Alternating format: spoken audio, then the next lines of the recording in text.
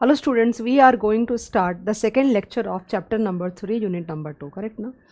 Okay जो हम लोगों ने पहले लेक्चर में पढ़ा वो काफ़ी सारा डिटेलिंग था. एक्चुअली पहला लेक्चर ज़्यादा डिफिकल्ट होता है because there are lot of new portions that you have to cover like concept wise also, and याद रखने के लिए भी बहुत सारी चीज़ें, नए नए वर्ड्स आते हैं, नई वोकेबलरीज आती हैं. तो पहला लेक्चर हमेशा थोड़ा सा रिलेटिवली डिफ़िकल्ट होता है इन द सेंस कि मतलब एफर्ट जाता है थोड़ा. ओके सेकेंड लेक्चर में इतनी ज़्यादा दिक्कत जैसा कि मुझे लगता है उतनी दिक्कत नहीं होती होगी बिकॉज वो सारे जो वर्ड्स और वोकेबलरीज है जो ऑलरेडी मैं तुम्हें कई बार यूज़ कर चुकी, समझा चुकी, तो वो कंटिन्यूएशन में इतनी ज़्यादा तकलीफ बच्चों को नहीं होती है. ये लेक्चर बहुत लंबा नहीं होगा लेकिन हाँ थोड़ा समय जाएगा, वरना I would have like combined this part with the first lecture only, but मुझे लगा कि it would be too heavy for you because number of pages अगर तुम देखोगे चैप्टर के अंदर में तो काफ़ी ज़्यादा लंबे हैं. ओके तो क्या है topic? Determinants of money supply. यहाँ से मैं शुरू कर रही हूँ. ओके एंड कोई भी ऐसी चीज़ नई नहीं आने वाली जो तुम्हें पता नहीं है, बट हाँ उसको एक प्रॉपर फॉर्मेट में देखना, समझना, टॉपिक वाइज हैंडल करना, the way it is given in the module, that is what we are going to do. And then the questions the way we do like multiple choice questions and application oriented some सारे करके हम इसको finish कर देंगे. Then I think we can start with the next unit for that matter for chapter number 3. तो chapter 3 भी तुम्हारा cover हो जाएगा. उसके बाद 5 तुम्हारे यूनिट्स रह जाएंगे चैप्टर नंबर 4 के अंदर में, बट काफ़ी ज़्यादा थ्योरेटिकल है और मुझे लगता नहीं है वो इतने मुश्किल हैं. मुश्किल वाला पार्ट खत्म हो गया, इसलिए you can relax now. Okay तो गाइस व्हाट इज डिटर्मिनेंट्स और what are determinants of the money supply. Okay so last lecture इसलिए रेफरेंस देती हूँ ताकि तुम रिलेट कर पाओ, मुझे कनेक्ट कराने में तुम्हें ईजी हो जाए, बाकी और कोई वजह नहीं है. तो इन द लास्ट लेक्चर हम लोगों ने एक छोटी सी equation I think we had discussed like money multiplier m equal to money supply by high powered money. मैंने डायग्राम बना के तुमको दिखाया था. I am sure you remember that ऊपर का जो बेस था वो बड़ा था, नीचे का छोटा था, right? So because the deposits उसका तुम मल्टीपल टाइम्स तुम मल्टीपल डिपॉजिट्स क्रिएट कर सकते हो and that is why the base of the money supply तुम्हारा ज़्यादा होता है in comparison to the high powered money. I am not getting into the discussion कि वो क्यों होता है, कैसे होता है. वी ऑलरेडी नो दैट कि वो क्यों होता है और कैसे होता है, राइट? So usually लोग बोलते हैं that people say that the money supply is dependent on the behavior of the central bank because central bank can control many things for that matter. ऐसे तो अकेले central bank का behavior नहीं है. It is a combined behavior of central bank, the commercial banks and the public at large. I'm sure you are able to relate what I'm saying, right? So अगर ऊपर से देखोगे, superficially देखोगे तो money supply will depend on the high powered money, the supply of the monetary base by RBI. I'm sure guys you know that is currency with the public plus the total reserves. I'm sure you remember वो जो 1000 रुपये था वही total है तुम्हारा. अब multiple times उसका deposit create कर रहे हैं तो वो तुम्हारा नोशनल वर्चुअल है ना, वो तो आगे जा करके money supply for that matter ज़्यादा है but actual availability is the lower bottom, right ना? तो वो वाला पार्ट है. सो बेसिकली मनी मल्टीप्लायर यहाँ पे हम डिस्कस करेंगे बट डिफरेंट पर्सपेक्टिव में करेंगे. तो what are the determinants of money supply? Superficially it is the behaviour of the central bank, the availability of the monetary base done by the central bank, but it is also dependent on the currency holding habits of the people, correct ना? Currency holding public का जो habit होता है, for example अगर मान लो कि अगर 1000 रुपये डिपॉजिट होता है, राइट, और 10% का रिजर्व रिक्वायरमेंट है सेंट्रल बैंक का, भाई इतना सबको रखना, इतना तो कमर्शियल बैंक को रखना पड़ेगा. मतलब अगर उन लोग को लोन देना है then they can give 900, they can't loan out 1000. I am sure you understand what logic is there. ये अचानक से कोई मांगने आ गया तो आप दोगे कहाँ से, right? That way.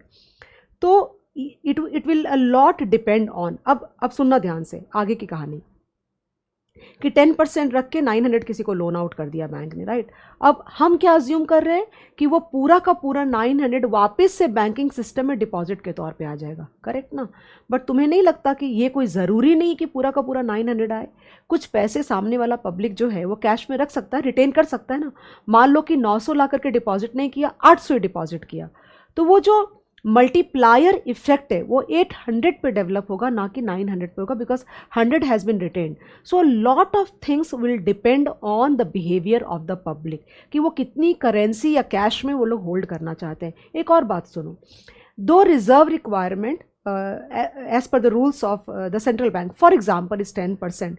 But don't you think that it would be like possible that the normal commercial bank would feel very risk averse, मतलब उनको डर लगेगा और वो लोग बोलेंगे कि नहीं नहीं हम लोग थोड़ा एक्सेस रिजर्व भी रख लेते हैं, हो सकता है कि कभी कोई एक्स्ट्रा डिमांड आ गई पैसों की तो हम कहाँ से मीट करेंगे. तो दैट इज ऑल्सो पॉसिबिलिटी. कोई ज़रूरी नहीं है पब्लिक ही करेंसी होल्ड कर लेगी और वो पैसों पे मल्टीप्लायर इफेक्ट नहीं आएगा. There is a possibility that central bank बोलती कि आप 10% रिजर्व आपको रखना पड़ेगा, लेकिन बैंक्स 15% या 20% रखते हैं because they do not want to like struggle out in case there is a deposit का डिमांड कि भाई मेरे पैसे आप मुझे वापस करो. तो कहाँ से देंगे, इन्होंने तो लोन आउट कर दिया. That is called excess reserve. Okay, so excess reserve is a reserve over and above the statutory requirement, यानी कि जो कंपलसरी आपको 10% फॉर एग्जाम्पल रखना पड़ेगा, उसके ऊपर अगर कोई कमर्शियल बैंक अगर रखता है रिजर्व तो वो एक्सेस रिजर्व हो गया. आगे जाके तुम पढ़ोगे उसके बारे में. So what I am trying to tell you is that money supply is though looks like the behavior of only central bank, it is not the behavior of central bank only. It is the combined behavior of the central bank, of the public and the commercial banks. Okay, here what you are going to study is the behavior of the money supply. तुमने formula पढ़ा था ना पिछले lecture में, small m multiplier is equal to money supply by high powered money, यानी ऊपर का जो बेस टोटल है डिवाइड बाय द नीचे हाई पावर्ड मनी, जितना भी टाइम्स आएगा 2.41 टाइम्स या जो भी था तुम्हारा उस तरह से. ओके, तो here you are going to study money multiplier के मेथड से तुम मनी सप्लाई पढ़ने वाले हो. अगर उस इक्वेशन को तुम रीअरेंज करते हो गाइस, सपोज करो, तो कैसा दिखेगा तुम्हें,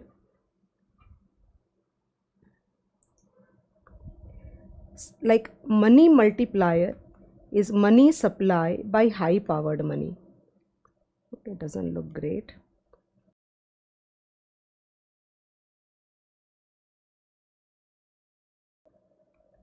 Okay, so can't I write?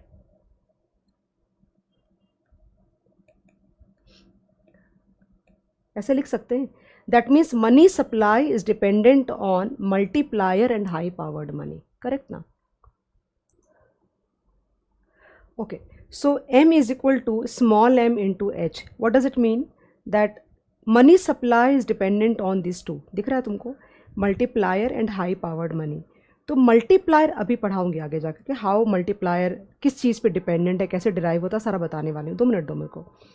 तो multiplier basically is dependent on the behaviour of public and commercial banks. Okay, so if you assume that the behavior of the people and the commercial bank is constant, has not changed, मतलब with respect to many things for that matter, कि public अभी एक particular percentage of मतलब basically यहाँ तो तुम्हें फ़िलहाल के लिए ये अज्यूम करना है कि जितना पैसा पब्लिक मतलब लोन आउट करती है, ओके, वो सारा पैसा वो लोग डिपॉजिट करते हैं, मतलब वो लोग करेंसी कुछ भी नहीं रखते हैं. ओके, और तुम्हें ये भी अज्यूम करना है कि कमर्शियल बैंक्स भी कुछ भी excess reserve over and above the statutory requirement नहीं रखती हैं, क्योंकि जब तक ये 2 अजम्पशन नहीं लोगे प्रॉपरली समझ नहीं पाओगे. ओके, तो multiplier is dependent on the behaviour of the public and the commercial banks for that matter. Assuming that the behavior of the public and the commercial bank do not change, it is that means money supply would be like m is like a variable of the behavior of public and commercial bank, and h stands for high powered money. So high powered money is the behavior of the central bank. Okay, so if you keep the multiplier as constant, then you can say that money supply is dependent on the high powered money or the stock, basically the monetary base like controlled by RBI, if you talk about India for that matter. So ये तुम्हारी सारी चीज़ें तुम पढ़ने वाले हो. सबसे पहले मैं तुमको M के बारे में बता देती हूँ, कई चीज़ें बतानी है मुझे. अगर मैं वो डिराइव करके मल्टीप्लायर कैसे डिराइव होता है, कैसे पब्लिक का और कमर्शियल बैंक के बिहेवियर के ऊपर मल्टीप्लायर डिपेंड करता है, वो तुमको अगर एक बार मैं डिराइव करके दिखा दूँ, उसके बाद मैं रीड कर दूँगी, मैपिंग करा दूँगी तुमको, और ये ख़त्म हो जाएगा portion. It's relatively very like manageable. ध्यान देना. तो तुम्हें अगर वो डायग्राम याद है, थोड़ा भी तो याद है, ऊपर वाला पार्ट और नीचे वाला पार्ट याद है, राइट? तो ऊपर वाले पार्ट को क्या बोलेंगे, money supply. So can I write guys here that money supply is equal to currency with public, वो जो पैरेलल वाला पार्ट था. Okay, and plus deposits, demand deposits like current account, saving account, like deposits लिखती हूँ. Okay, now यहाँ पे मैं एक चीज़ अज्यूम करती हूँ कि लेट के B proportion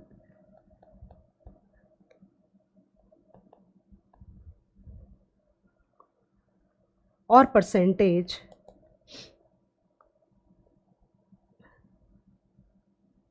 of currency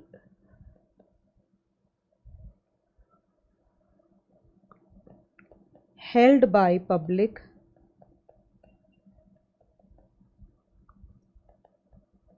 with respect to deposits। मतलब समझा मैं क्या बोल रही हूँ?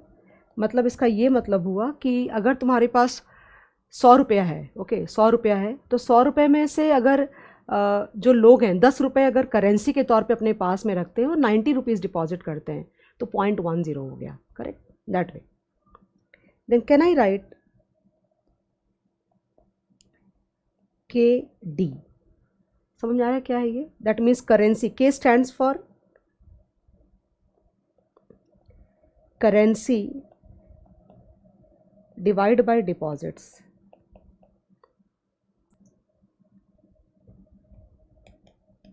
Deposits, correct now? So can I now write M is equal to KD plus D? So M equal to D common ले लो और ये हो जाएगा K plus 1, करेक्ट, और D 1 plus K, करेक्ट ना? एंड हाई पावर्ड मनी मतलब जो मॉनेटरी बेस है नीचे वाला, can we write that as currency with public plus reserves. याद है मैंने तुमको बोला था कि करेंसी विथ पब्लिक जो है वो पैसा तो है ही रियलिटी में, और एक्चुअल वो 1000 ही है, तो जितनी बार वो लोन करेंगे उतनी बार 10% रखना पड़ेगा, करेक्ट ना? याद आ रहा है तुम्हें? तो 100 फिर 90 फिर 81 ऐसे करके सब ऐड कर, तो एक्चुअल अवेलेबिलिटी तो उस 1000 की है, राइट? तो यहाँ पे उस अमाउंट को आर बोलेंगे जो कि 1000 है बेसिकली। Okay, can I and also write that R is equal to RD. What is RD, guys? R is nothing but reserve ratio. Reserve ratio मतलब अगर 1000 की डिपॉजिट आई बैंक के पास में और 10% अगर तुम्हारा रिजर्व रेशियो है तो 0.1 हो गया ये reserve ratio, right, which is equal to reserve by cash reserve basically, not reserve money मतलब वो टोटल मॉनेटरी बेस, मैंने बोला था वहाँ पे स्पेसिफाई किया था, याद करना। कैश रिजर्व और रिजर्व मनी में फ़र्क है। कैश रिजर्व का मतलब हुआ वो जो 10% है वो वाला, रिजर्व का मनी का मतलब वो टोटल नीचे हाई पावर्ड मनी, फ़र्क है दोनों में। Okay, so reserve by as a percentage of deposits basically. तो can I now write high powered money is CP plus RD, okay, और CP को हम KD लिख सकते हैं ना, H equal to KD plus RD, correct? ध्यान देना उन्होंने कैसे किया बुक के अंदर मुझे नहीं पता, ये मुझे आता है and it's very easy to understand. So now H equal to D common ले लो और ये हो जाएगा K प्लस R, करेक्ट है? अब as we know that money multiplier is equal to money supply by high powered money, तो can I not write here D1 plus K the whole divide by D R plus K, ऐसे लिख देती हूँ, ठीक है? तो ये तुम्हारा क्या होगा, ये तुम्हारा कैंसिल हो जाएगा, ये तुम्हारा कैंसिल हो जाएगा, and M will be equal to 1 plus K divide by R plus K, correct है? ओके, एक यहाँ पे लिखा था मैंने money supply is equal to multiplier और high powered money, I am sure you remember that, right? So can I not write money supply is equal to 1 या फिर H into 1 plus K divide by R plus K? तुमको समझा ही क्या हुआ? So basically multiplier is dependent on high powered money and K represents the behaviour of the public, मतलब वो लोग कितना पैसा कैश में करेंसी में रखना चाहते हैं और कितना पैसा डिपॉजिट करना चाहते हैं। ओके, तो तुमको नहीं लगता कि जितना ज़्यादा वो लोग डिपॉजिट करेंगे, यानी कि अगर if K represents the currency to deposit ratio, okay, तो जितना कम होगा उतना अच्छा, यानी जितनी कम करेंसी वो लोग अपने as a percentage of deposit, जितना पैसा जमा करते हैं उसके मुकाबले जितना कम पैसा वो लोग करेंसी में या कैश में रखेंगे उतना ज़्यादा अच्छा, बिकॉज पैसा बैंक में जाएगा तो ही मल्टीप्लायर का इफेक्ट मिलेगा, correct. Similarly R represents the behaviour of the reserve bank, right ना, not the commercial banks for that matter. तो जितना कम रिजर्व्स इनके पास में होगा, okay, because if suppose it is like 10%, तो 900 को तुम लोन आउट कर सकते हो और 900 का वापस से डिपॉजिट बनेगा, okay. So basic reserve bank भी बोल सकते हैं, ऐसे देखा जाए तो रिजर्व बैंक का मतलब हुआ RBI bank for that matter. तो जितना कम स्टेटरी रिक्वायरमेंट होगा, यानी कि अगर रिजर्व बैंक या आरबीआई अगर बोलती है, ये तो इंटरप्रिटेशन पर डिपेंड करता है फॉर दैट मैटर. आरबीआई अगर बोलती है कि नहीं तुमको अब 15% रखना पड़ेगा, तो वो लोग अब 900 लोन आउट नहीं कर पाएंगे, और 900 लोन आउट नहीं कर पाएंगे तो वापस से डिपॉजिट 900 की नहीं आएगी, राइट, कम की आएगी. तो what I am trying to tell you is that lower the K, greater will be the money supply, because there will be higher multiplier effect for that matter, and lower the R, there will be higher the multiplier effect. Okay, so there is an inverse relationship between money supply and R and K and excess reserve also for that matter. अगर तुम कहीं और जाकर के आगे जाके module में देखोगे, उन्होंने इस फार्मूला को थोड़ा और एडवांस किया है और बोला है कि H into 1 plus K divided by R plus E plus K, nothing like great, where A represents the excess reserve. यानी कि अगर कमर्शियल बैंक स्टेटरी रिक्वायरमेंट से ज़्यादा अपने पास में, लाइक आरबीआई ने बोला कि आपको डिपॉजिट्स का 10% रख के ही आपको लोन करना पड़ेगा, ओके. तो वो लोग थोड़े से लाइक रिस्क एवर्स बिहेव कर रहे हैं, और वो लोग बोल रहे हैं कि नहीं, we want to keep something more, because अगर कोई अनएक्सपेक्टेड डिमांड आई कैश रिडम्पशन की, तो हम क्या करेंगे. तो वो लोग 20% रखते हैं. तो ओबियस सी बात है कि अगर 20% अगर वो लोग रखेंगे तो लोन आउट 800 करेंगे, तो वापस से डिपॉजिट 800 की बनेगी, 900 की नहीं बनेगी, तो मल्टीप्लायर का इफेक्ट कम होता चला जाएगा. So lower the K higher the money supply, lower the R higher the money supply, lower the E higher the money supply. So there is an inverse relationship between money supply and K, R and E. So ये तीनों अगर नीचे रहेंगे तो ज़्यादा अच्छा होगा, okay. So money supply is dependent on, अगर ये पार्ट को तुम कांस्टेंट रखते हो सपोज, तो it will be dependent on the high powered money, और आरबीआई कितना लिक्विडिटी मार्केट में मेंटेन करती है for that matter. So this is all like, इससे ज़्यादा कुछ भी नहीं है. So what we are studying here is that money supply is a joint behaviour of central bank, commercial bank and public. इससे ज़्यादा कुछ भी नहीं है इसके अंदर में. आगे बढ़ रही हूँ मैं. The current practice is to explain the determinants of money supply based on money multiplier approach, which focuses on the relation between the money stock and money supply in terms of the monetary base or high powered money. So M is equal to CP plus D. ये तुमने पढ़ा. Total money supply with the public, CP is a currency with the public, and demand deposits held by the public in the commercial banks. The monetary base is a sum of currency in circulation and bank reserves. ये तुमको समझता है, R की बात हो रही है. This approach holds that the total supply of nominal money in the economy, ऊपर वाला broader, is determined by the joint behavior of central bank, the commercial bank and the public. Nothing new for you. High powered money. The high powered money, which we denote by H, consists of currency issued by the government and the Reserve Bank of India. A part of currency issued is held by the public, which is designated as CP, and a part is held by them in their own cash vaults, and a part is deposited in the RBI. तो ये याद रखना कि जो पैसा उनके vault में रहता है, जो पैसा उनके वॉल्ट में रहता है और जो पैसा आरबीआई के पास में रहता है, ओके, वो पैसा मनी सप्लाई में काउंट नहीं होता है. तो total money, total currency in circulation एक वर्ड होता है, ध्यान देना, and currency with public, notes and currency with the public, ये दोनों में फ़र्क है, ध्यान देना मैं क्या बोल रही हूँ.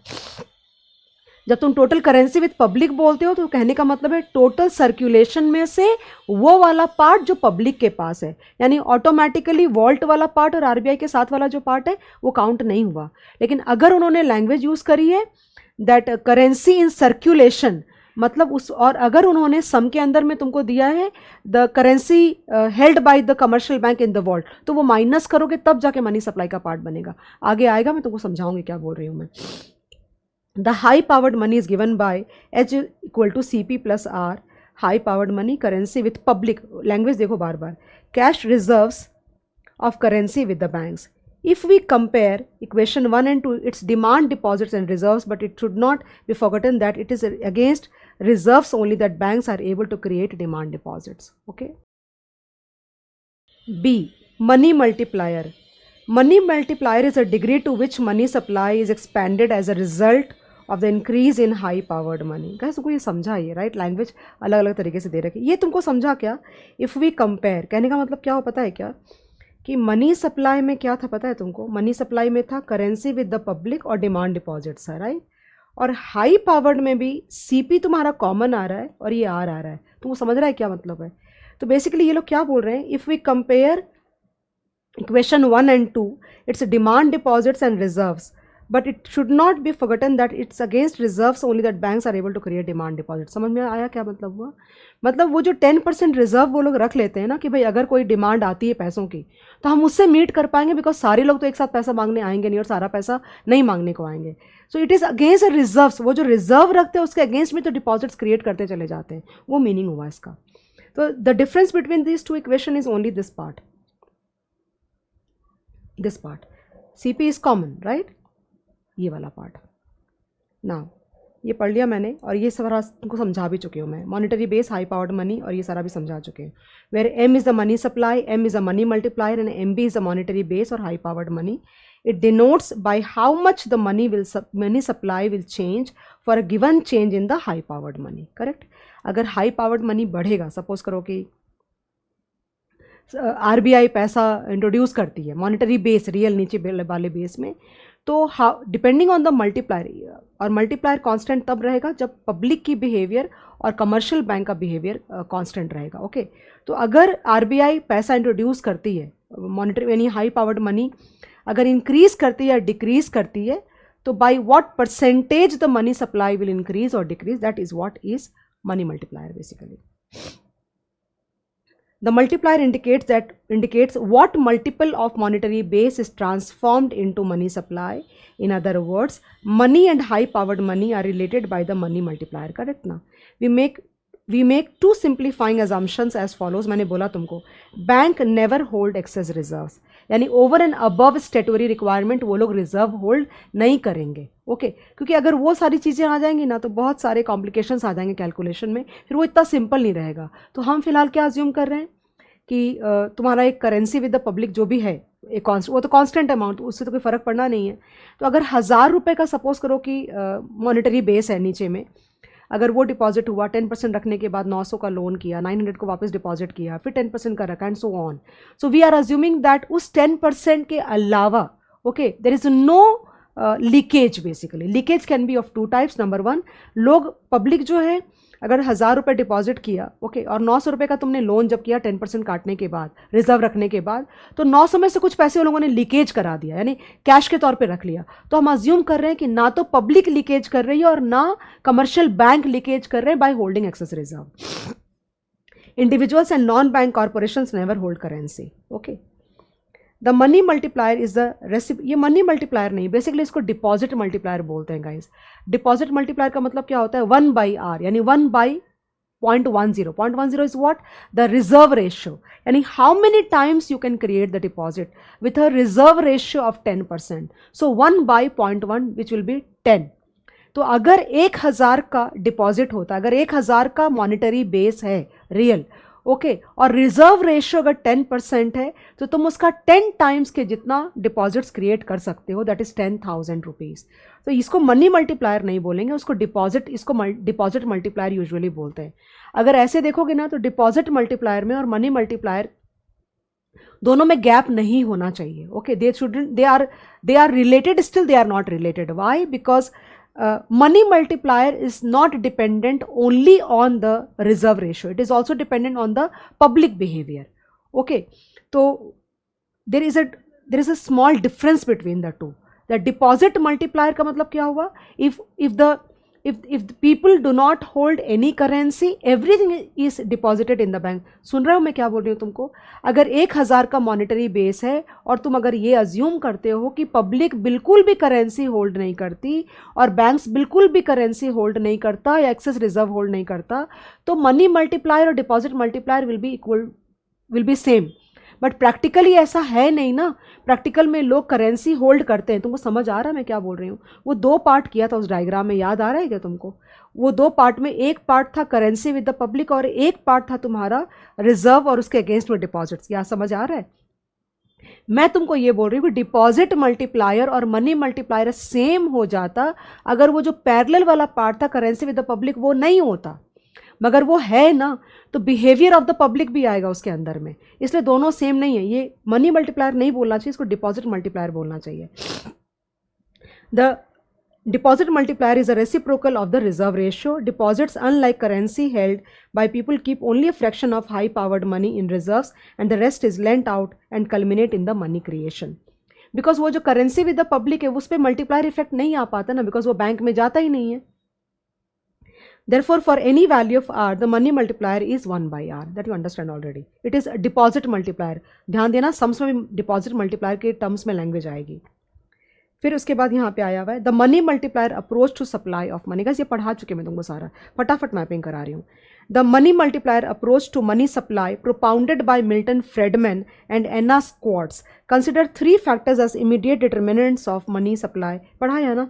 The stock of high powered money, the ratio of reserves to deposits R. पढ़ा है ना तुमको? मैंने वो पूरा डिराइव कर, इसलिए मैं शुरू में ही पढ़ा देती हूँ ताकि फिर बाद में समय वेस्ट, मतलब I don't want to teach you fragmented method.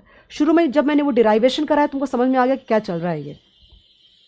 The ratio of currency to deposits और currency deposit ratio, you saw that right? You may note that these represent the behavior of central bank, behavior of high powered money central bank, this is commercial bank and this is public. We shall now describe how each one of contributes to the determination of aggregate money supply in an economy. The behavior, ये मैं तीनों तुमको, ये उन्होंने paragraphs दे रखे हैं बड़े बड़े, बट मैं तुमको समझा करके ख़त्म कर दूंगी। ये तीनों बहुत इंपॉर्टेंट है, इस पर नोट्स आ सकते हैं एग्जाम में। Behaviour of the central bank. So जैसे मैंने तुमको बोला कि अगर supply rather money supply okay is equal to multiplier into high powered money, तो मैंने थोड़ी देर पहले तुमको बोला कि if the behaviour of the public and the commercial bank remains constant, that means if the multiplier is constant then the money supply would be dependent on the high powered money. So basically अगर high powered money increase करता है RBI तो money supply बढ़ेगा, और अगर high powered money या फिर monetary base को अगर रेस्ट्रिक्ट करते हैं, कंस्ट्रेन करते हैं, then your money supply will go down. But depending on the requirement of the economy, the RBI और the central bank of any country for that matter keeps on changing the monetary base. ये इतना complicated नहीं है the behaviour of the central bank, because money supply would be a combined behavior, would be a result of the combined behavior of central bank, behavior of commercial banks and public. तो देखो जब एक की बात करोगे ना तो दो को तुमको कांस्टेंट रखना पड़ेगा, तभी उसके बिहेवियर के बारे में एनालाइज कर सकते हो। I hope you are getting the point मैं क्या बोलना चाह रही हूँ। तीनों को एक साथ तुम वेरिएबल नहीं कर सकते ना, एक को वेरिएबल कर सकते हो, सबको थोड़ी ना वेरिएबल कर सकते हो, वो बात बोलना चाह रही हूँ। Now the behaviour of the commercial banks, I am sure that you all understand कि वो डिपॉजिट्स वाला जो पार्ट है वो पूरा कमर्शियल बैंक का result, that means money supply, that monetary base is small only, but that multiplier effect is created by the commercial bank only. So depending on the reserve ratios that the bank would keep or they are required to keep as a result of the statutory requirement, और वो कौन बोलता है? वो RBI बताती है कि भाई आपको इतना रखना ही पड़ेगा. ओके, सो जितना रिजर्व रेशियो कम होगा उतना ज़्यादा मल्टीप्लायर इफेक्ट ज़्यादा होगा और मनी सप्लाई भी ज़्यादा होगा, राइट? उसके अलावा ये कोई ज़रूरी नहीं, मैंने पहले ही तुमको बोला, it is not important that any bank और any commercial bank for that matter would keep only to the extent of the reserves, to the extent of the statutory requirement. They can keep more also. कम तो रखने का सवाल ही नहीं है, उनको allowed ही नहीं है. But quite a few times they would want to keep more in order to meet the sudden demand of money from the people who have deposited their money. Because वो डिमांड डिपॉजिट का नाम ही होता है कि जब मेरा मन करेगा तब then I can want to like withdraw my money for that matter. So if the reserve ratio is less, if the excess reserves, that means any reserves maintained by any commercial bank over and above the statutory requirement is called excess reserve. तो excess reserve जितना कम होगा उतना ज़्यादा money supply ज़्यादा होगा. एक बात ये हो गई. दूसरी बात, एक बात का और ध्यान रखना, that the reserves that are maintained by the or the excess reserves which are maintained by any commercial bank also depends on other factors also like interest rate. अगर इंटरेस्ट रेट मार्केट में बहुत ज़्यादा होगा, अगर interest rate RBI बढ़ाएगी तो वो लोगों का रिजर्व मेंटेन करने का अपॉर्चुनिटी कॉस्ट बहुत हाई होगा. क्यों? क्योंकि वो वाले पैसे वो दे करके लोन के तौर पे ब्याज कमा सकते थे. तो अगर वो लोग रिजर्व्स के तौर पे रखते हैं and that money is not loaned out, that means they are losing out on the interest. पर अगर इंटरेस्ट का रेट मार्केट में कम है then they would not be losing out too much on the excess reserves, but they would want to maintain some excess reserves for that matter. दूसरा, expectations of deposit demand, मतलब उनको अगर ये calculation आ रहा है कि पीपल डिपॉजिट आउटफ्लो बेसिकली कह सकते हो, if there are more people the probability there is a probability that more people are going to ask for the demand, they are going to demand their money, right, ज़्यादा लोग cheques लिखने वाले, then they would definitely want to maintain the excess reserves और more reserves for that matter. तुम समझ पा रहे हो मैं क्या बोलना चाह रही हूँ, राइट. इसके अलावा एक और भी बात इसमें लिखी हुई तुम्हारे मॉड्यूल के अंदर में कि हो सकता है कि आरबीआई क्रेडिट को फ्लेक्सिबल रख रही है या क्रेडिट को उतना मतलब इंटरेस्ट रेट कम कर रही है, यानी क्रेडिट सप्लाई बढ़ाना चाहती है. बट कमर्शियल बैंक्स उतना क्रेडिट सप्लाई नहीं बढ़ाना चाह रहे, स्पेशली फॉर द इंडस्ट्रीज और the companies which are not very good and they would ask for high risk premium for people. तो क्या हो रहा है कि एक तरफ तो आरबीआई ब्याज घटा रही है. एक बात का ध्यान रखना कि जब भी आरबीआई ब्याज बढ़ाती है तो ऑब्वियस ये बात है cost of funds of any commercial bank would increase, और अगर वो लोग लोन देंगे तो हाई ब्याज पे देंगे. अगर आरबीआई रेट गिराएगी तो उनके लिए कॉस्ट ऑफ फंड्स कम हो जाएगा और वो लोग भी कम रेट पास ऑन करते हैं. बट ये हमेशा होगा ऐसा कोई ज़रूरी नहीं है. अगर कमर्शियल बैंक्स को लगेगा कि भाई इसको लोन देने से मेरे को रिस्क ज़्यादा है, तो भले ही आरबीआई से उनको पैसा कम रेट पे मिल रहा है बट वो लोग सामने देने में थोड़ा एवर्स रहेंगे, या तो वो देंगे नहीं और अगर देंगे तो बहुत हाई ब्याज पे देंगे. तो अगर लोन नहीं देंगे ज़्यादा तो क्या होगा, तुमने वो साइकिल देखा ना पूरा, कि अगर जब तक कमर्शियल बैंक लोन नहीं देता है तब तक वो पैसा वापस से घूम के डिपॉजिट नहीं बनता है. तो if they are not very lenient on loaning out the money then there would be a shortage in the money supply because the deposits would not be build. तो मैंने 2-3 पॉइंट बोला यहाँ पे. सबसे पहली बात मैंने ये बोली कि the reserve requirements is determined by the RBI. उसमें कुछ नहीं कर सकता कोई भी कमर्शियल बैंक, उनको वो इतना मेंटेन करना पड़ेगा.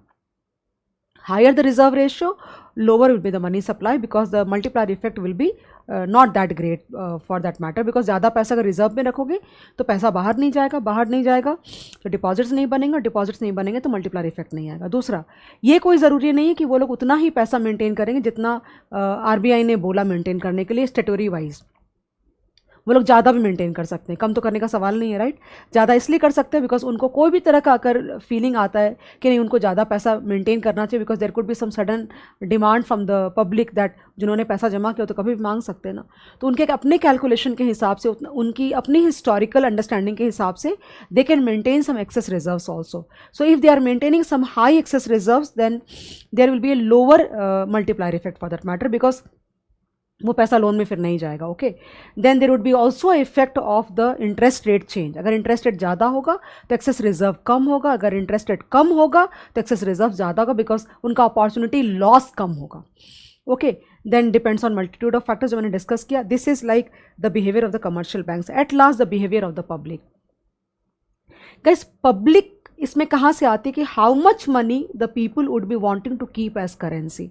This could be because of various reasons. उनका जो स्पेंडिंग हैबिट्स है, उनकी जो सेविंग की हैबिट्स है, उनकी जो बैंकिंग की हैबिट्स है, इतने सारे फैक्टर्स है because of which the people will decide how much money they want to keep in bank and how much money they want to keep in terms of cash in their hands. So higher the deposit, higher will be the money supply because the multiplier effect will be larger. And that is why you can see that in developed nations there is a greater proportion of money that goes to the bank, but in developing countries and underdeveloped countries there is a higher proportion of money that is maintained or kept as cash by the public. So this was the all discussion for all the three these people who really affect the money supply for that matter, right guys. Monetary policy and money supply. Okay guys, this is like nothing like very complicated stuff. इसमें इसके अंदर में सिर्फ तुमको ये बताना है कि ये चेंज इन रिजर्व्स का मतलब क्या हुआ, monetary base, okay. That means अगर मान लो कि, एक एग्जांपल देती हूँ, अगर सपोज करो कि 10% रिजर्व रेशियो है, यानी what ever you create deposits 10% काट के तुम लोन दे सकते हो, तुम you understand that part right, 10%। And if RBI like introduces 100 या 1000 rupees more, तो what will be the money supply? So 1 divided by 0.1 is 10 times into 1000, that means money supply will be 10,000. This is it, और कुछ भी नहीं है ये, पढ़ देती हूँ फिर भी. If the central bank of a country wants to stimulate economic activity, it does so by infusing liquidity into the system. Let us take an example of open market operations by central bank. ये जो open market operations तुमको ये word आ रहा है ना, ये तुम्हारे अगले चैप्टर में बहुत डिटेल में आएगा. बेसिकली ओपन मार्केट ऑपरेशंस का मतलब होता है कि the method adopted by RBI to expand the liquidity और कॉन्ट्रैक्ट द लिक्विडिटी, मतलब मनी सप्लाई का इंक्रीज़ करना और मनी सप्लाई को डिक्रीज़ करना. अगर उनको लगता है कि मनी सप्लाई इंक्रीज़ करना चाहिए, क्योंकि अगर उनको लगता है कि पब्लिक एक्सपेंडिचर बढ़ाना चाहिए, there is a deficiency in the demand, तो सरकार के थ्रू पैसा बढ़ाएंगे, मार्केट में लिक्विडिटी बढ़ाएंगे, मनी सप्लाई बढ़ाएंगे, ओके. और अगर उनको लगता है कि इन्फ्लेशन बहुत बढ़ रहा है and they would want to suck out the liquidity, so the method that they use is called open market operation. यहाँ मैं नई बात करूँ ना, ये टॉपिक तो ज़्यादा अच्छा रहेगा, क्योंकि अगले चैप्टर नॉट यूनिट में basically it is going to be like this is what is we are going to study there, the tools and the instruments of managing the monetary policy basically. So I don't want to get into that. Open market operations is just a method to increase the money supply and decrease the money supply. फिलहाल के लिए इतना ध्यान रखो. Purchase of government securities injects high powered money. अब है लिखा हुआ तो दो लाइन सुन लो. अगर RBI किसी कमर्शियल बैंक से गवर्नमेंट सिक्योरिटी बाय करती है, ओके, बाय करने से क्या होगा, उनको पैसा देना पड़ेगा. और एक बार कमर्शियल बैंक्स के हाथ में अगर पैसा गया तो नेचुरल सी बात है, because of the money multiplier effect, money supply बढ़ जाएगा. और उल्टा इफेक्ट होगा सेल ऑफ गवर्नमेंट सिक्योरिटीज़ का. Okay, so this is how they like kind of introduce money and सक आउट द मनी बेसिकली. मैं डिटेल में नहीं जाना चाह रही, बिकॉज मुझे अगले चैप्टर में, अगले यूनिट में प्रॉपरली पढ़ाना है. ये शांति रखना, ठीक है. तुमको यहाँ पे सिर्फ इस पे ध्यान देना चाहिए कि चेंज ऑफ मनी सप्लाई, तो वो बोलेंगे कि if suppose the high powered money is increased by, that means the reserve, not the cash reserve. This is different and this is different. I hope you understand that part. This is cash reserve, this is the monetary base और the high powered money. So if the cash reserve is like 10%, so 1 by 10% is 10 times. Deposit multiplier is 10 times multiplied with 1000. अगर high powered base 1000 से बढ़ाया जाता है तो money supply कितने से change हो जाएगा, 10,000 रुपीज़ से. That's it. मैं और कुछ भी नहीं पढ़ रही इसके अंदर में, आगे बढ़ रहे हैं.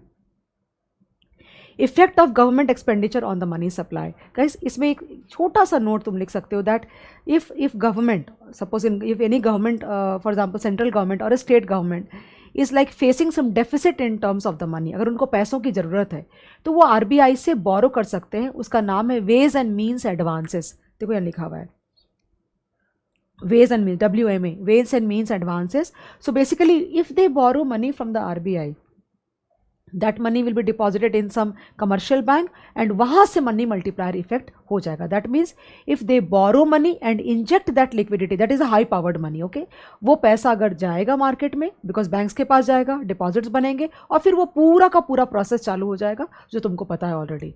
So if government borrows money from the RBI, okay, that money would be deposited with some commercial bank, so the money supply will increase. Similarly, अगर government वापस करेगी तो money supply will decrease. पढ़ देती हूँ. Whenever the central and the state government's cash balances fall short of the minimum requirement, they are eligible to avail of a facility called ways and means advances, WMA, or overdraft facility. When the Reserve Bank of India lends to the government under WMA, MA or OD, it results in the generation of excess reserves. This excess reserves का मतलब होता है high powered money. Excess balances of commercial bank with the Reserve Bank. The excess reserves thus created can potentially lead to an increase in money supply through the money multiplier process. ठीक है? Credit multiplier. Okay, I told you what is deposit multiplier or credit multiplier. 1 by reserve ratio, right? So इसमें मुझे दो ही चीज़ तुमको बतानी है. Number 1, that credit multiplier, deposit multiplier is like 1 by the reserve ratio. So if the reserve ratio is 0.10 or 10%, 1 by 0.10, that means multiplier, that means deposit multiplier or the credit multiplier will be 10 times. जितना ज़्यादा होगा, जितना ज़्यादा reserve ratio का money multiplier उतना कम होगा, ये ध्यान रखना. अगर ये 20% होगा तो कितना होगा, देखो यहाँ पे लिखा हुआ है 5 टाइम्स होगा ना. मैं एक बात और तुमको बोल रही थी कि अगर दो क्रेडिट मल्टीप्लायर यानी डिपॉजिट मल्टीप्लायर और मनी मल्टीप्लायर दोनों वर्चुअली सेम है, बट एक्चुअली वो लोग सेम नहीं है. बिकॉज सेम इसलिए नहीं हो पाते दोनों, because a bank will not like bank will maintain excess reserves for that matter. मैं ये बोलना चाह रही हूँ, bank will definitely maintain some amount over and above the statutory requirement, and that is why the credit और the deposit multiplier will not be equal to the money multiplier. Point number 2, the public will not deposit all their money into the bank. अगर ये दोनों चीज़ें true हो जाती है, then credit multiplier और deposit multiplier and money multiplier will be the same. ठीक है, लेकिन ऐसा प्रैक्टिकली होता नहीं है. पढ़ती हूँ. The credit multiplier also referred to as deposit multiplier. This is very important. Or the deposit expansion multiplier describes the amount of additional money created by commercial bank through the process of lending the available money it has in excess of the central bank's reserve requirements. This measure, not his, this measure tells us how much new money will be created by the banking system for a given increase in the high powered money. 1000 will become 10,000. It reflects a bank's ability to increase the money supply. The credit multiplier is a reciprocal of the required reserve ratio, yet you already know. If the reserve ratio is 20%, the credit multiplier will be 1 by 0.2, so that's 5 times. You already know this. The deposit multiplier and the money multiplier, though closely related, are not identical because generally banks do not lend out all of their available money but instead maintain reserves at a level above the minimum required reserve. That got it? Like, all borrowers do not spend every rupee they have borrowed. They are likely to convert some portion of it to cash. We need to keep in mind that creating money through credit by banks does not mean creating wealth. Money creation is not same as wealth creation. समझा क्या? यानी कि ये लोग जो reserve ratio के ऊपर पैसा रखेंगे. That is why point number 1, because ये पॉइंट्स बहुत इंपॉर्टेंट है, तुमको मल्टीपल चॉइस में काम आएगा ये. दूसरा, ऑल द जो पैसा बोरो करोगे तुम, वो पूरा पैसा तुम खर्च नहीं कर दोगे, यानी पूरे पे चेक नहीं लिखोगे, कहने का मतलब है. समझ आ रहा है? 1000 रुपया किसी ने डिपॉजिट किया, बैंक ने 10% रिजर्व रिक्वायरमेंट रखा और बाकी 900 का लोन दे दिया. अब जिसको 900 का लोन मिला वो पूरा पैसे पे 900 डिपॉजिट करेगा, तो पूरे पे चेक काट के खर्च नहीं करेगा, कुछ पैसा वो कैश में रख लेगा. And because of that the deposit multiplier and the money multiplier would not be the same because of these two reasons. guys, ये पूरा चैप्टर खत्म हो चुका है. इसमें कुछ इसके अंदर कुछ भी इतना कॉम्प्लिकेटेड पोर्शन तो था नहीं. अब फटाफट मैं तुमको थोड़े न्यूमेरिकल कराती हूँ और उसके बाद हम लोग आगे बढ़ जाते हैं मल्टीपल चॉइस क्वेश्चन में. रेडी हो क्या? एक मेरा ना पेज नंबर बताऊँ 3.42 पे आई थिंक रह गया, पहले वो करा दूँ, अच्छा रहेगा. वो छूट गया है, टाइप होना रह गया है इसके अंदर में, तो मैं क्वेश्चन लिख दूंगी तुम्हारे लिए. आई डोंट थिंक तुमको प्रॉब्लम होनी चाहिए. Just a moment. Okay,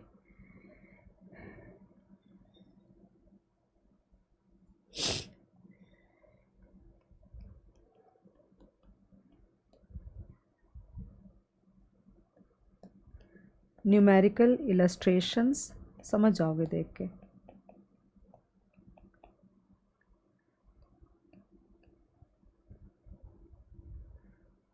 okay, so a r equal to 10%, ध्यान देना, इक्वल टू क्वेश्चन दिया हुआ, क्वेश्चन टाइप कर रही हूँ, लिख रही हूँ बेसिकली. सो करेंसी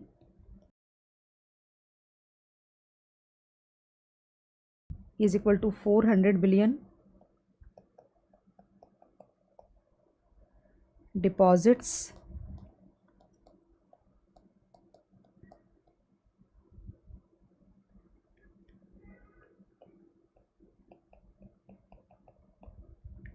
excess reserves, लिख लो ना प्लीज़, भूल गए मैं टाइप करना. इट्स ओके, हमें वापस चेंज नहीं कर रही वहाँ पे. 0.8 बिलियन और या फिर 800 मिलियन हो गया ये, राइट। अपने लोग क्या निकालना है पता है क्या? मनी सप्लाई निकालना है। सो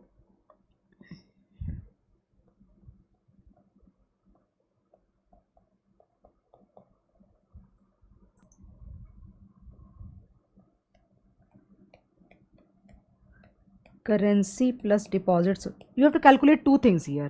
You have to calculate money supply and multiplier. Okay, it is not a given question, guys. It is just a basically you studied the theory part properly, but you have not applied into the any format.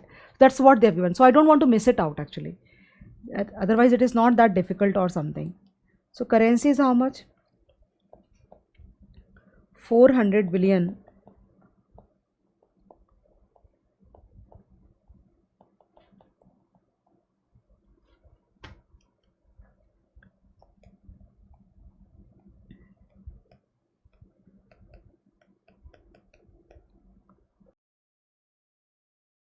Okay, now guys, multiplier is equal to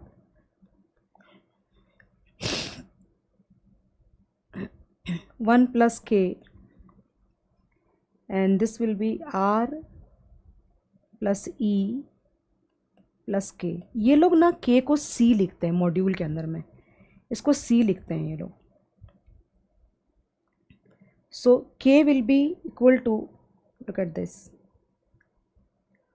400 by 800 that gives him 0.5। समझ में आ रहा है? Are is equal to दिया हुआ है सम यहाँ पे इलस्ट्रेशन में, देखो यहाँ पे 0.10 दिया हुआ है ना, 0.10।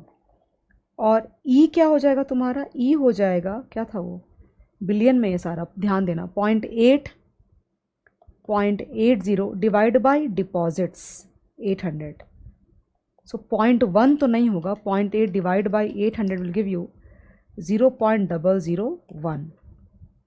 सो multiplier will be equal to 1 plus 0.5 divide by 0.10 plus 0.001 and plus 0.5. Let us see how much do we get. So 0.1 plus 0.001 plus 0.5 will give you 0.601.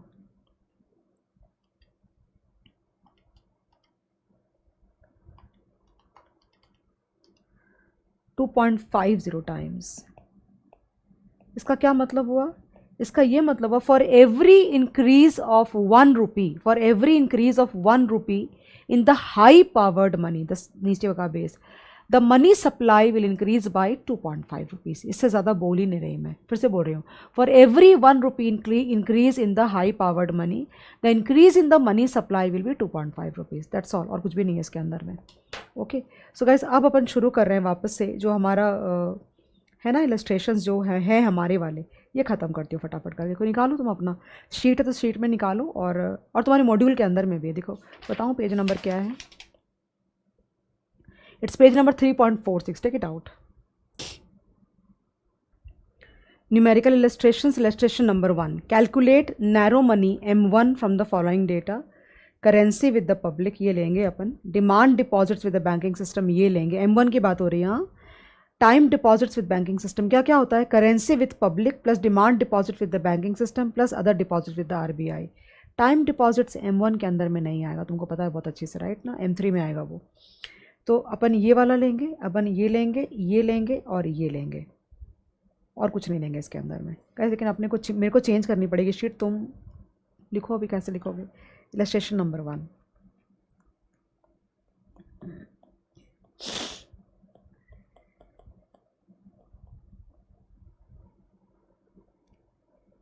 so M1 will be equal to currency with public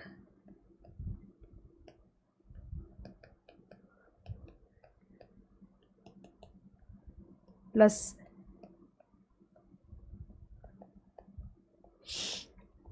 demand deposits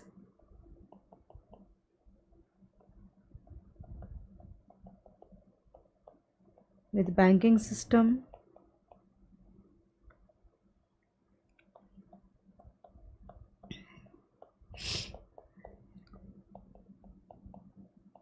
plus other deposits with RBI।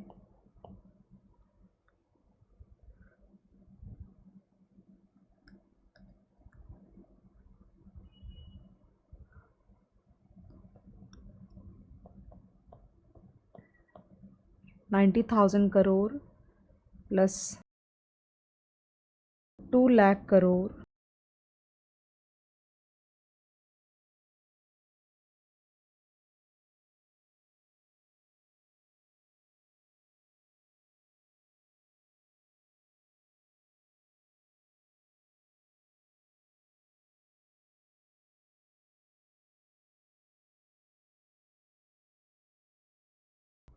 And we are done guys.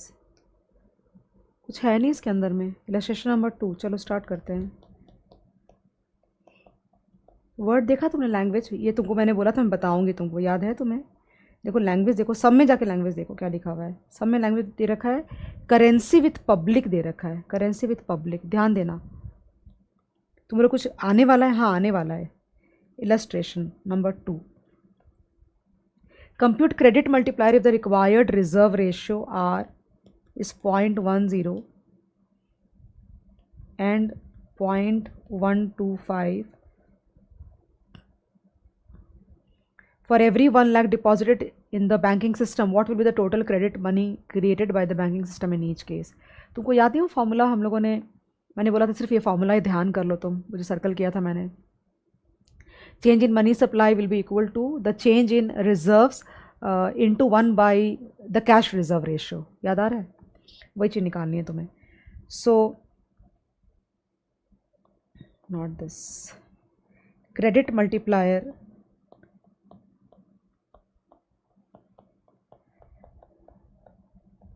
will be 1 by R. So money supply will be 1 by 0.10 into rupees 1 lakh.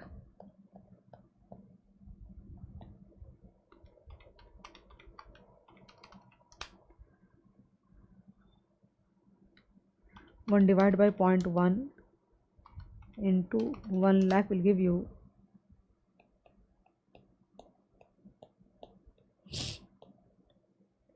okay. Again money supply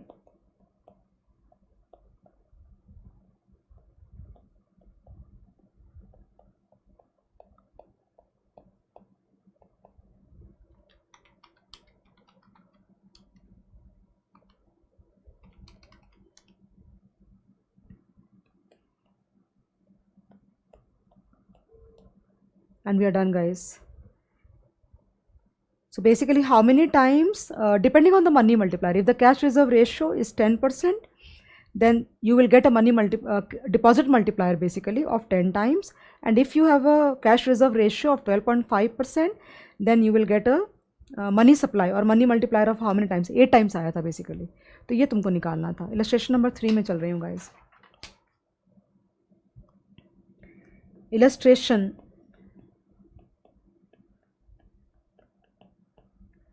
number 3, calculate currency with the, ये chapter वापस sums हैं तो इसमें से sums आएंगे paper के अंदर में तुम्हारे। Calculate currency with the public from the following data. तो क्या दे रखा है? नोट्स इन सर्कुलेशन दिया हुआ है। देखो तुम नोटिस करो, इसमें नोट्स विथ पब्लिक या करेंसी विथ पब्लिक नहीं दे रखा है। ध्यान आ रहा है तुमको? ये डिफरेंस है दोनों में। हमें मनी सप्लाई में we want currency with public, not in circulation. अगर आरबीआई ने उतना मार्केट में सर्कुलेट कर रखा है तो अगर वो उसका जो पार्ट पब्लिक के साथ में है, that is a part of money supply. In the vaults with RBI is not a part of the money supply. I hope now you got the point. So notes in circulation plus circulation of rupee coin plus circulation of small coins, इतना पूरा है total. Cash in on hand with banks, तो इन तीनों को तुम plus करोगे और उसमें से ये वाला पार्ट माइनस कर दोगे तो तुमको आ जाएगा currency with public. I hope you are fine. So currency with public will be notes in circulation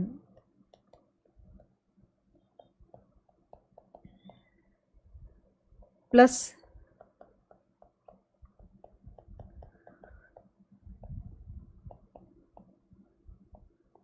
of rupee coin plus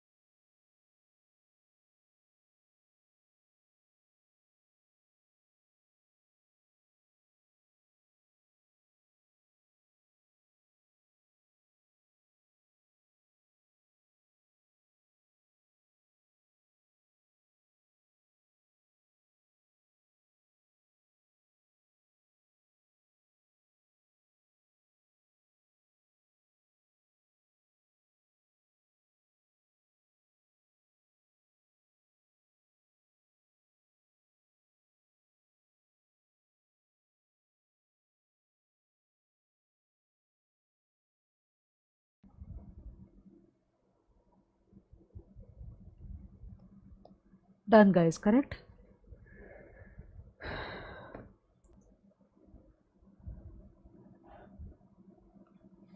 Illustration 4.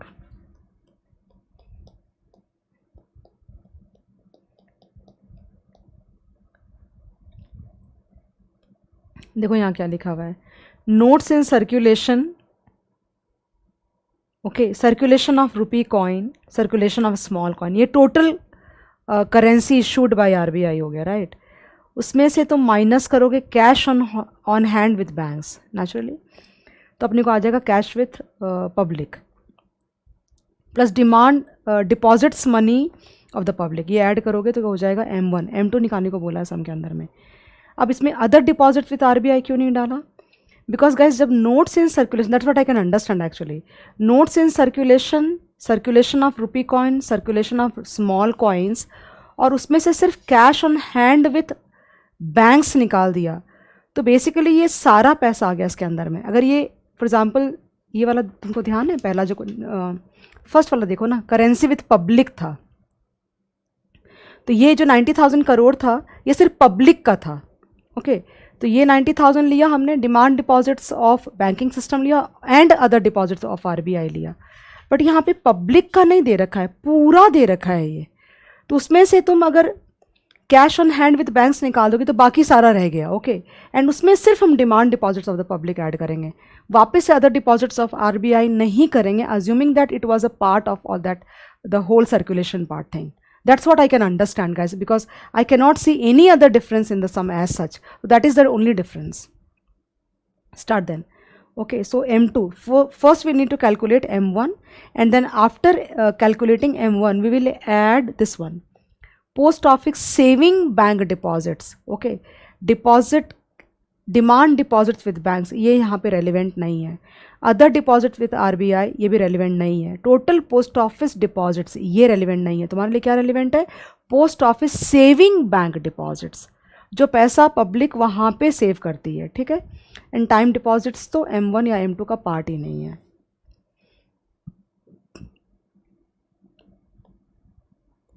So notes in circulation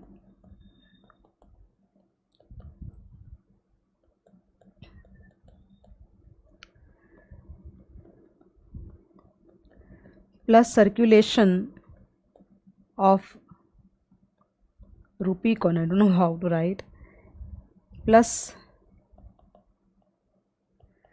circulation of small coins, then minus cash on hand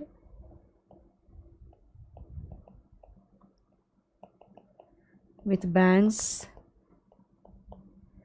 and deposit money of public.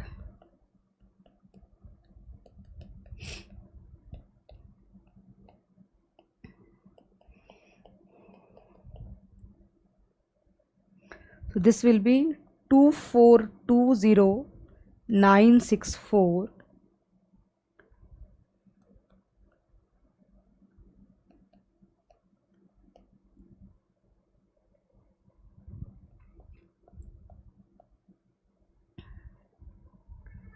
minus 97563, okay, and plus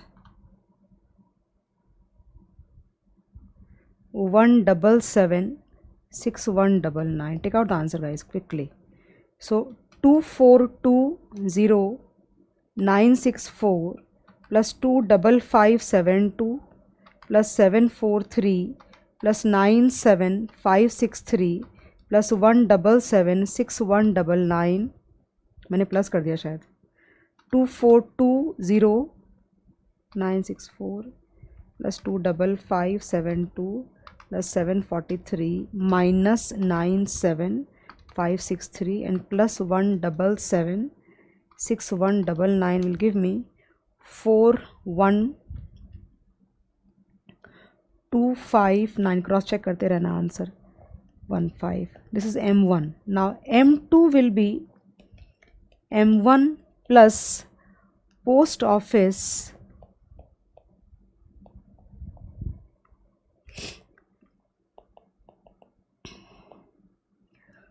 saving bank deposits.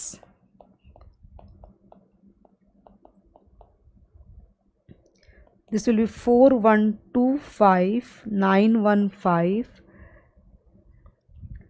plus 141,786, and we are done, guys. Plus 141,786 will give you 426, and we are done.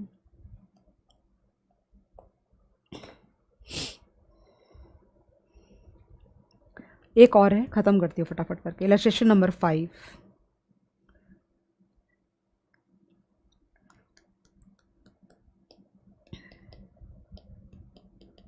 But that's very manageable, I think. R is given to you 0.10. Currency in circulation is rupees 400 billion. Okay. Demand deposits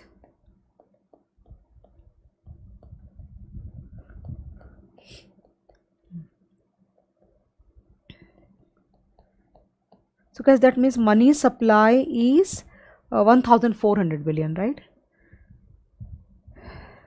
E is rupees 1 billion. Okay, money multiplier निकालना है अपने को. Fine.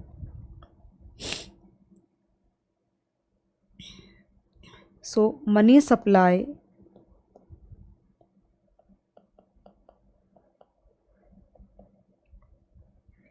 is 400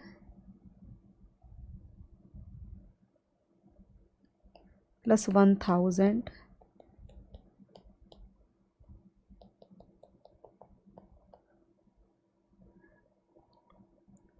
so R है अपने पास, अपने को K, R equal to 0.10, then K will be equal to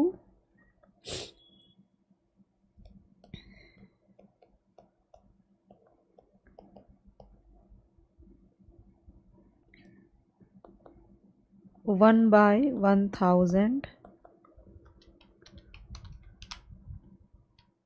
That's 0.001. Okay, so money multiplier will be 1 plus K by R plus E plus K.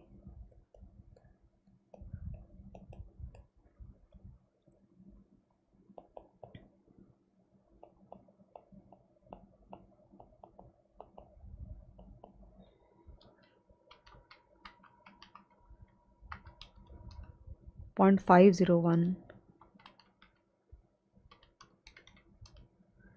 2.79, and we are done, guys. That is, for every 1 rupee of increase in the monetary base, increase in the money supply will be 2.79. That's it. This part is over, guys. Now we would quickly move on to, what do you say, the multiple choice questions actually. Start करें. Reserve money, question number 1. Reserve money is also known as central bank money. Correct है. Base money correct है. High powered money, all of the above.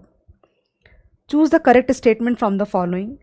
Money is deemed as something held by public, and therefore only currency held by public is included in money supply. It doesn't look correct. Money is deemed as something held by public, and therefore interbank deposits are included in money supply. No, they are not.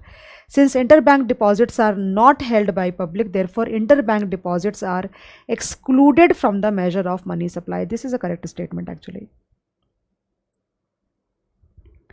Reserve money, that means the high powered money. Reserve money is composed of currency in circulation, demand deposits of the bank and other deposits with RBI. आगे देखते हैं.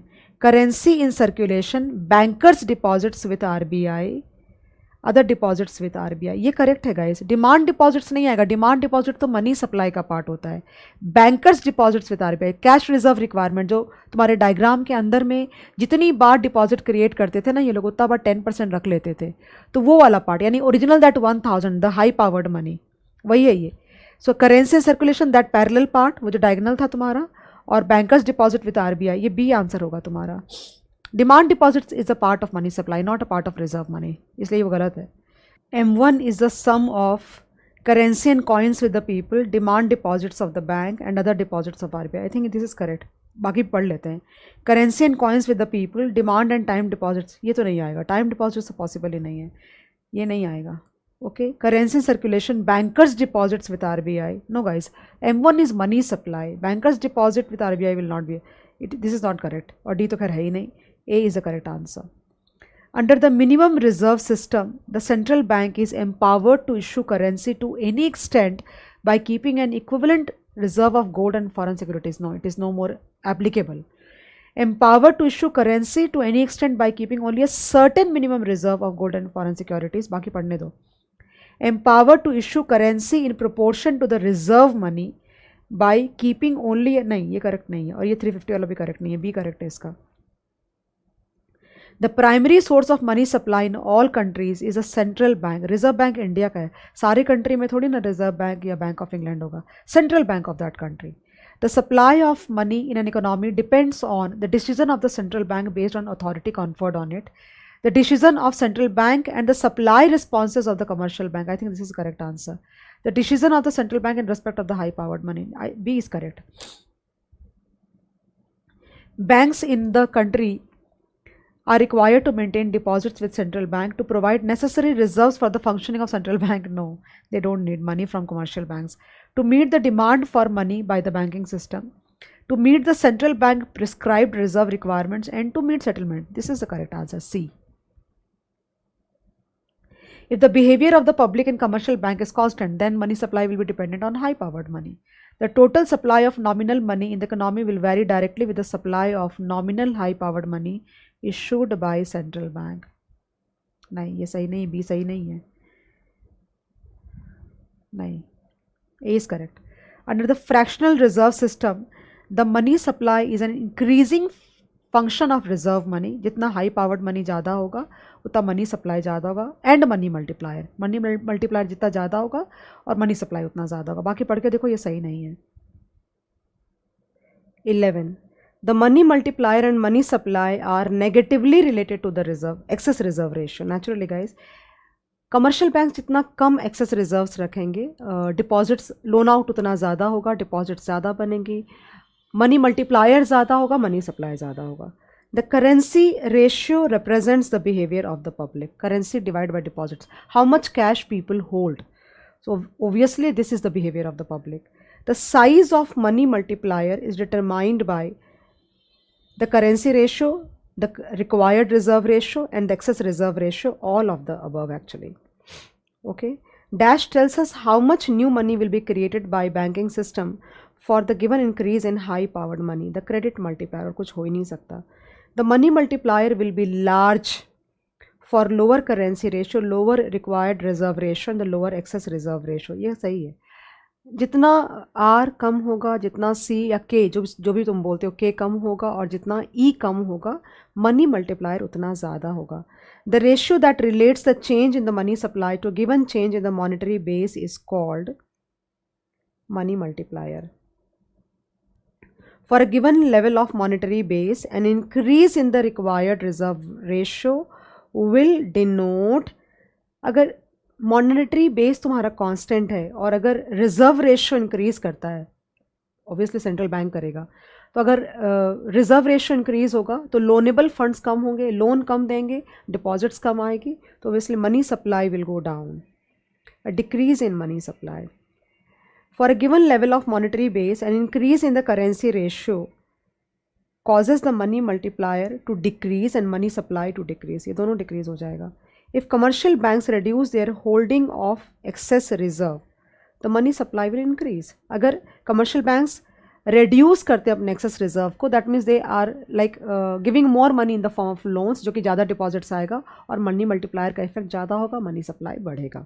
So this should be the answer. So this is done with the multiple choice question. दिक्कत नहीं होनी चाहिए. अब quickly मैं जा रही हूँ application oriented sums के ऊपर में. गैस ये वाला है ना, ये तुम्हें नहीं करना है basically. Just leave it like this only. मैं करी नहीं, मतलब डिस्कस ही नहीं करना ये वाला. Okay. Now compute reserve money from the following data published bye RBI. चलो शुरू करती हूँ मैं.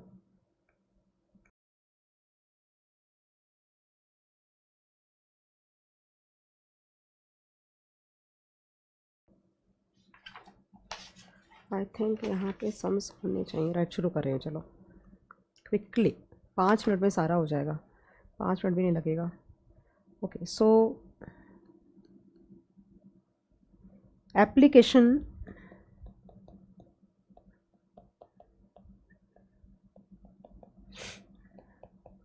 oriented sums, whatever you want to say, it's page number 3.56, जाके वहाँ देख लो नहीं तो।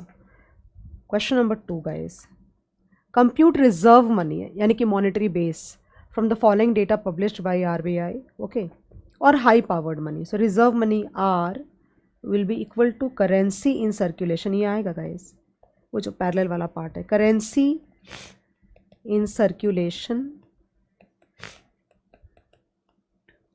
Okay, then plus bankers deposit with RBI, ये भी आएगा, करेक्ट, वो जो सारा 10% है वो सारा, यानी that total amount, bankers deposits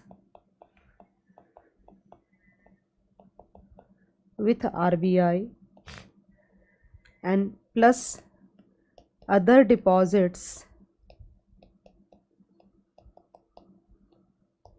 with RBI, ये आएगा। So R will be equal to 15,428.40 4596.18 plus 183.30, 15,428.4 plus 4596.18 plus 183.3 will give me rupees 20,207.88 billion आएगा, and that's the answer. Question number 3 guys, compute M3, okay, so सबसे पहले can we compute, or we can do directly also. So M3 can I do directly guys, it will be currency with public demand deposits and other deposits with RBI करोगे तो पता है क्या हो जाएगा, M1 हो जाएगा, और उसमें टाइम डिपॉजिट्स ऐड करोगे तो that will become M3. So can I take directly now 12,637.1 plus 14,106.3 plus 210.9 and plus 101,489.5 and we are done. I didn't take it like in too much of detail because I thought now you are sorted. 637.1 plus 14,106.3 plus 210.9 plus 101,489.5 will give you 128,443.8 and we are done guys. Question number 4. Okay, same question we have done before also. So total credit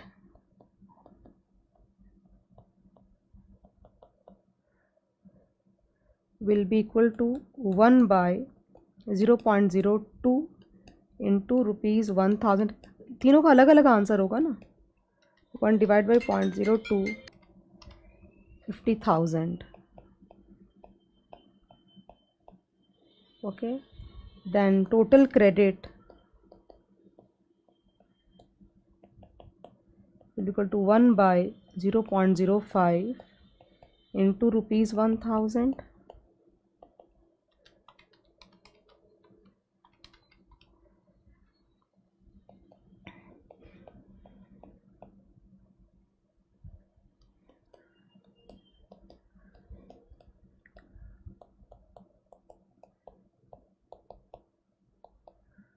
ये 10,000 हो जाएगा and we are done guys. I hope you understand what is this all answers stand for. 50,000 20,000 यानी अगर तुम्हारा cash reserve ratio 2% है, then for every 1,000 rupees of injection to the high powered money, the money supply will become 50,000. For every 5% of the reserve ratio, the money supply will be 20,000 and for every 10% it will be 10,000 only. Okay, so this is done guys. Last एक बचा हुआ है वो पूरा theoretical है guys, तो discuss करके छोड़ देती हूँ. How would each of the following affect money multiplier and money supply? Commercial banks in India decide to hold more excess reserves. क्या होगा तुम बताओ. अगर if commercial banks decide to hold more excess reserves, then the money multiplier will reduce naturally, okay? Because if they are holding more money, there would be lesser deposit creation. So money supply, money multiplier will go down, and as a result, money supply will go down. This is done.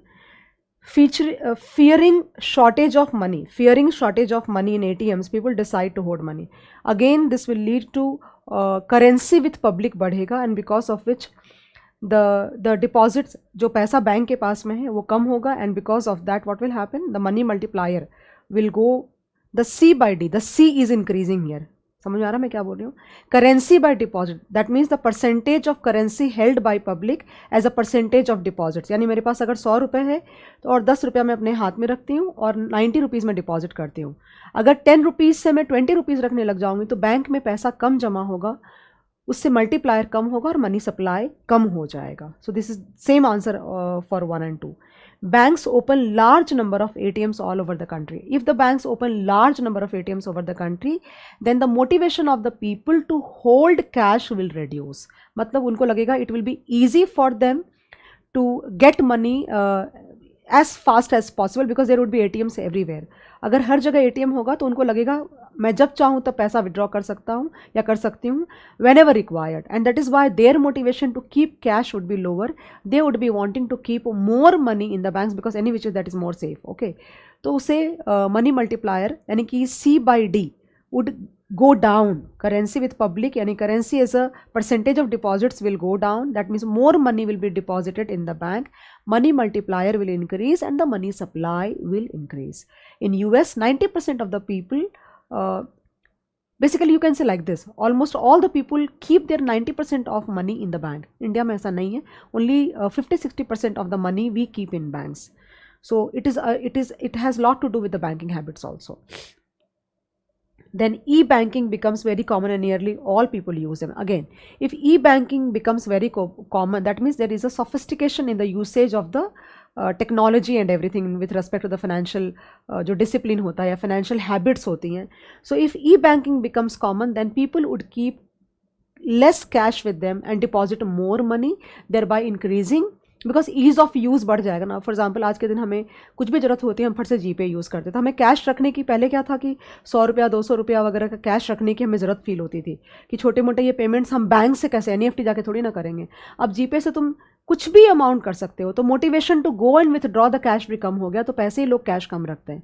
तो क्या होगा, ई banking अगर common होगा तो people would keep less cash, C or K will go down, thereby increasing the money multiplier and thereby increasing the money supply. During festival season, people decide to use ATMs very often. Again, that will lead to the increase in the money multiplier and thereby increasing in the supply of money. If banks decide to keep 100% reserves, what would be the effect on the money multiplier and money supply?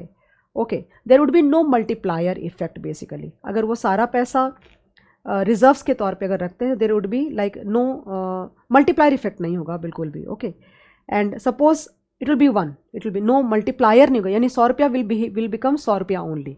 It will 100 will not become 1000 और 1000 will not become 10,000 because reserve अगर वो लोग सारा रख रहे हैं suppose करो, तो वो जो मल्टीप्लायर का इफेक्ट था वो नहीं आ पाएगा. So it will be 1. Suppose banks need to keep no reserves, only 0% reserves are there. अगर 0% रिजर्व होगा तो money multiplier will be infinity. Okay, this is answer to all this questions. Okay, अच्छे से लिखो, ज़्यादा कुछ मुश्किल नहीं. I am sure guys everybody will be able to understand. With this note I think we are done with our this topic of money supply basically. Okay, इसके बाद next chapter आ रहा है तुम्हारा, और उस नेक्स्ट चैप्टर का not chapter really, it is unit. It's very like confusing for people to like, हम जैसे मैंने पहले भी बोला है कि हम यूनिट जैसे हमारे लिए बड़ा होता था उसके अंदर चैप्टर्स होते थे, यहाँ पे उल्टा दिया है. That is why we get confuse again and again. So what I want to say is that chapter number 3 का 3rd यूनिट मॉनेटरी पॉलिसी इसके बाद होगा, and that would not be a very lengthy topic for that matter. 2 hours max, 3 hours, not more than that. Thank you so much guys, keep revising, and with this this particular unit is over. Thank you.